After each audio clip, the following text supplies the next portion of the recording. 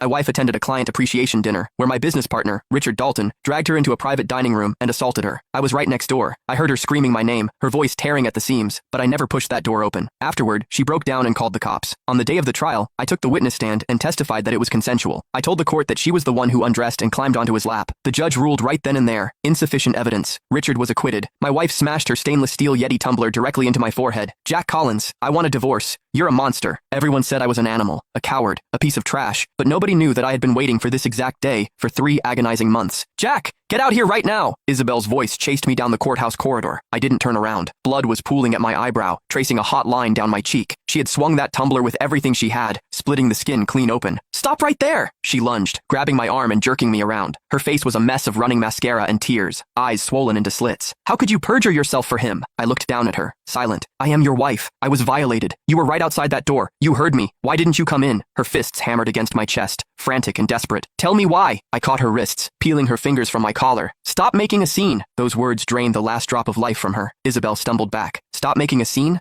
I was pinned against a table by your partner. My dress was ripped open. You were standing right outside. I screamed your name 17 times, Jack. 17 times. And you didn't make a sound. And now you're telling me to stop making a scene? I shifted my gaze past her shoulder. At the end of the hallway, her family was marching toward us. Her father Robert, mother Martha, cousin Jessica, and Jessica's husband Todd. I wiped the blood from my jaw and turned to walk away. Isabel threw her arms around my waist in a death grip. You are not walking away until you give me the truth. I already gave you the truth. My voice was dead flat. Every single word I said on that stand was a fact. Her arms went slack. Her tone shifted to pure, concentrated hatred. Jack, the biggest regret of my life is marrying you. I'm divorcing you. Okay. I dropped the word like a stone and stepped toward the exit. Robert's slap landed violently. My head snapped to the side. You son of a bitch! Robert shook from head to toe. I gave you my daughter's hand, and this is how you protect her? I steadied my footing. Robert, don't you dare call me by my name. You don't have the right. He caught my jaw with the back of his hand. Martha shoved her way to the front and spat into my face. You're not a man, a grown man, listening to his own wife get ripped apart, standing outside a door like a statue. Are you just useless, or are you an accomplice? I wiped my face. Martha, are you done? Done? I want to kill you with my bare hands. Todd surged forward, grabbing my suit lapels. How do you have the nerve to even stand upright, Jack? You should be on your knees begging Isabel for forgiveness. I met his eyes. Let go. There are court bailiffs right inside those doors. You throw a punch, I press charges. Assault is a felony, Todd. Do the math. Todd's fist froze midair. Robert pulled his son-in-law back, glaring at me. Jack, for the sake of the man I thought you were, I'm going to ask you one last time. Why did you cover for Richard Dalton? How much did he pay you? I looked past them toward the glass doors. A black SUV idled by the curb.